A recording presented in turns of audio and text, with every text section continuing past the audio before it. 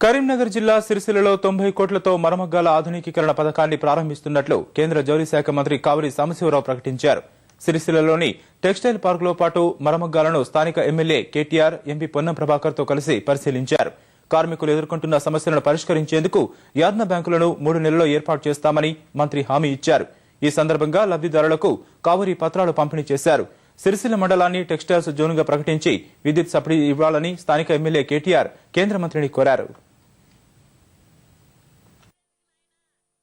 Actual యూజర్కి వచ్చే సమయానికి దాని ధర పెరుగుతుంది. మధ్యలో గవర్నమెంట్ ట్యాక్సులు వ్యాట్ ఇటు వేసి 5%, 6% ధర పెరుగుతుంది.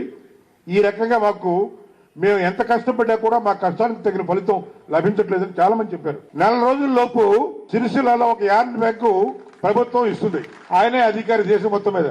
మీ ముందే ఆయన ఒప్పుకున్నాడు. కార్మికులు ఆత్మహత్యలు చేసుకున్నప్పుడు వాళ్ళ కుటుంబాన్ని పరామర్శించడానికి పోయినప్పుడు వాళ్ళ పిల్లలు కాళ్ళ మీద పడి ఏడుస్తూ ఉంటే వయసులో ఉండి అంటే కేవలం 25-30 ఏళ్లలోనే కొన్ని సందర్భాల్లో అక్కడి మహిళలు భర్తను కోల్పోయిన జీవితం ఏ రకంగా గడపాలని కన్నీళ్లు పెట్టుకుంటా ఉంటే ఏమీ చేయలేని నిస్సహాయత నిజంగా కూడా మమ్మల్ని చాలా బాధకు వేదనకు గురి చేస్తూ ఉంటుంది. స్పెషల్ టెక్స్టైల్ జోన్ గా ఒక మెగా పవర్ లూమ్ క్లస్టర్ గా తప్పకుండా వచ్చే బడ్జెట్ లో మీరు ముందుకు వచ్చి ఉదారంగా ప్రవేశపెట్టాలని చెప్పి నేను కోరుతా ఉన్నా.